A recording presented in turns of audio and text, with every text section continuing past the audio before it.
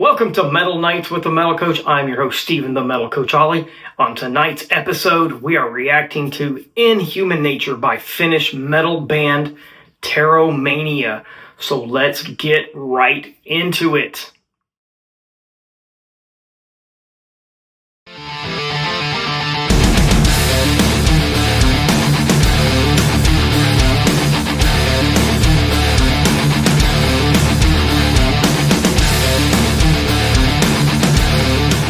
Back to the show, everyone. I'm your host, Steven, the Metal Coach Ollie. A couple of weeks back, lead guitarist for the band Terromania reached out to me. His name is Sarinian, I hope I'm saying that right, to see if I would like to react to their new single called Inhuman Nature. Absolutely jumped at the opportunity to share their music with the world and check them out. And I'm excited about this one, guys. But before we get into the track, let's introduce the players in the band Terromania. You have Ulianis Silovinian on lead vocals. You have Antti Saarinen on guitars and backing vocals. You have Juri Kontsi on guitars and backing vocals. You have Miro Salomaki on the drums. And you have Alex Tapari on the bass. He does synthesizers, does a little programming, and lead and some backing vocals. So let's not wait any longer. Let's get into the rock. Let's go check out Inhuman Nature by Terromania. Let's go.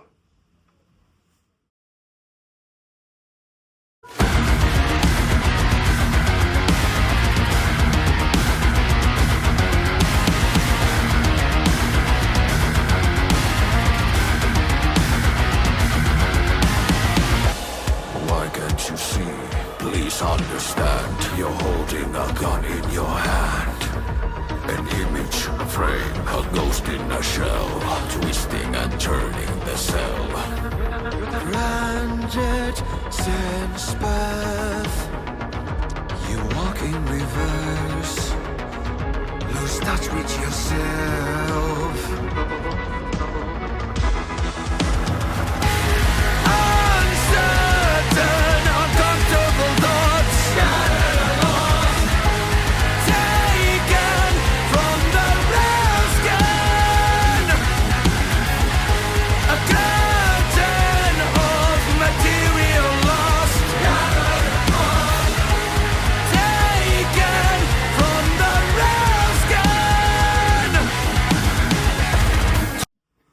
Wow, so far, man, this is freaking killer.